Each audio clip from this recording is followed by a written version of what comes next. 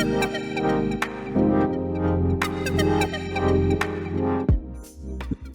okay. Thank you, Professor Yue. Good afternoon, everyone. It's really an honor to be here. Today, I want to share some of my thoughts from my PhD dissertation about monetary media. Here's a little index. Please note that I'm also just beginning my research, so it's more of the thought sharing than some concrete conclusions. But I'm really open to criticisms or suggestions from the board. Thank you. Here's what I'm trying to talk today, and I want to stress that the concept of trust, which is also the Center for Trusted and Internet and Community, the name here, the concept of trust and how exchange between different value systems could provide us some new perspectives. I would elaborate that with one case study of mine, but I wish to address this term monetary media in my title first. So there's actually multiple ways you can argue that money works as media.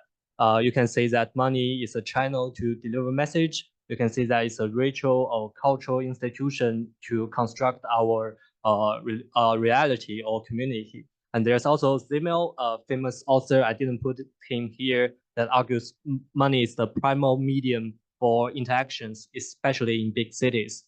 Among which my research starts from a mediality view, where money is treated as an abstract position of middle between different people, systems, or environments. And I found it's really useful that this media philosopher Klimer offers an example of how you can apply this abstract notion of media to money. It is because money is the media because it establishes the equivalence between two distinct things. And by this process, it enables exchange and embody the value of exchange. So another thing I want to address is the definition of money. So here, Klimer actually quoted Simmel to define money as a form of interaction rather than a given institution. So that will cover cases from mainstream currencies to alternative quasi-monies, but they all share the same form of quantitative and wildly fungibility. So with those perspectives, I believe by studying digitized money, there will be some insights for us for our digital age, and actually look at cases from blockchain practices, digital payments, crowdfunding platforms. But today I want to just share one case study, which is the individual carbon footprint game called Ant Forest, coupled with Alipay. So in this gaming function, you can actually get those digital green credits that works as money for users' carbon reduction behavior. And these credits can later be exchanged for a real tree getting planted by the company. And the idea behind it is like to keeping track every gram of personal carbon emission and monetize it in an exchange system. And it is said to be a preparation for the personal carbon trade system that is yet to be built. And I think there's a consistent logic behind the personal level, personal level to national level of carbon trade systems. Also, the green credits is like when we monetize those carbon reduction and we can really make use of the efficiency of the market system to motivate or punish some behaviors. And it is clearly how we can understand this kind of money, like the green credits, as media from a mediality perspective. However, if you look at the process, there's first thing emerges is the trust issue. Since Ant Forest is planting trees far, far away from northwest China, they have been questioning a lot of whether the trees are really getting planted. And they're using short videos and satellite maps to ease those concerns to some extent and make the value of green credit reliable. But also the trust building process is double directional, since the system needs to examine whether the user's carbon reduction behavior actually take place. And there's a list of behaviors that will be examined in different ways. I categorize them in three categories: direct, indirect, and cooperative, but I don't have time to dive in deeper. I can show you some examples, but the point I want to make is that these examinations actually change users' behavior. So users from interview will tell me that they will find the most efficient way to get green credits like reducing the single-use cutleries in food delivery apps, or taking pictures of and clear their plates and uploading pictures, because the system will reward that behavior a lot of credits. And also, sometimes people trick the system into believing they did carbon reduction, like modifying their step counters in their phone. And I think there's a point here that if you want to monetize something that connects behaviors far, far away from each other, you really have to do those trust building process. And the way you build trust will affect the behaviors you have bridged. And also, we can see here that the green credit is not 100% embodiment of carbon reduction value, which is how we formally take it as a media. And I think this argument actually can be pushed further by elaborating the actual exchange system in Ant Forest. So here I draw this diagram to show the actual system. To unpack this, you have to recognize that there's two ways of circulating in this system. The under half of this diagram shows how green credits circulate between user and company, where besides the exchange of green credits to trees, there's also an exchange beforehand where clicks, data, and attention from user are traded for the green credits. This happens especially during the obligate process when user must collect those credits in Alipay before it goes expired.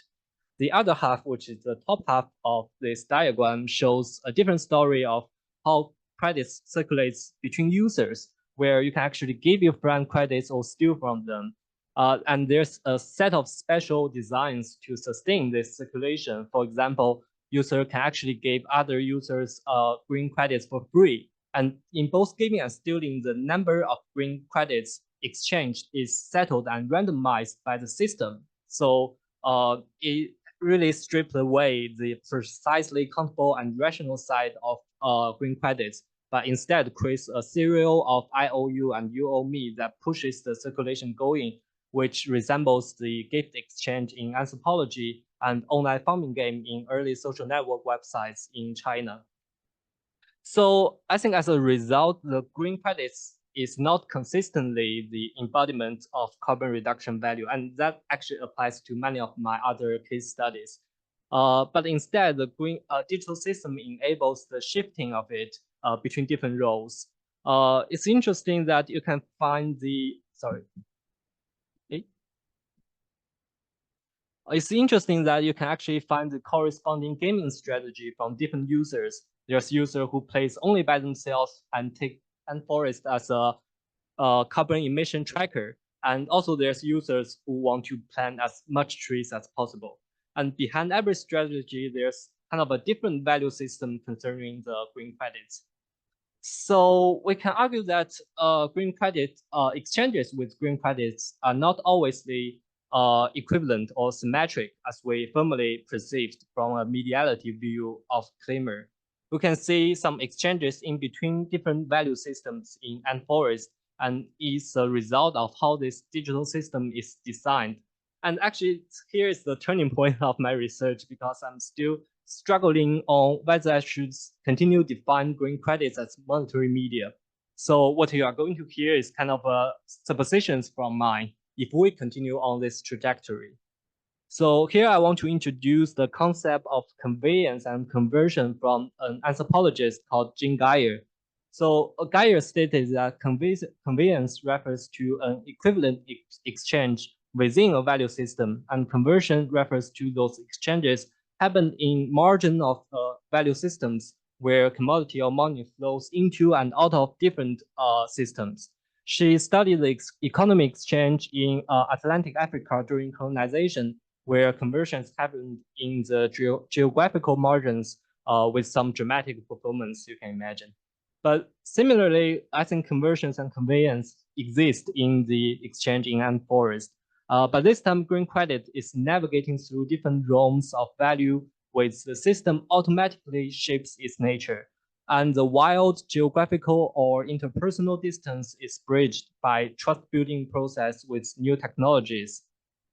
Although if I want to push these arguments further, I know there must be historical insights and also comparative case studies I should do or introduce, but I don't have time for today. And also I'm like studying this research. If we acknowledge that green credits is media in this case, I think we should go back to our starting point of mediality. I feel like it worth exploring that whether mediality can also refer to how difference in value systems can be bridged without making them speaking the same language at all, which will depend on media that works as a lively figure moving between systems where it adopts different values.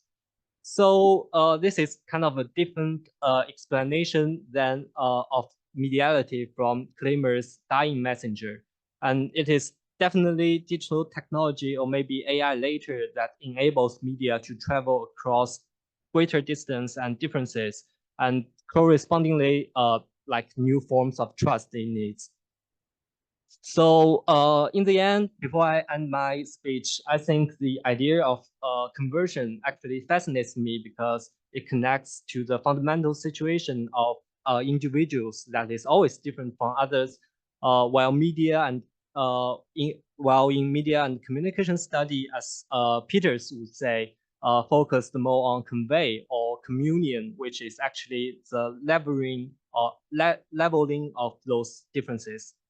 However, I think it's also important to address that conversion is not itself politically neutral. So it can be used in unequal power structures like colonization, of course.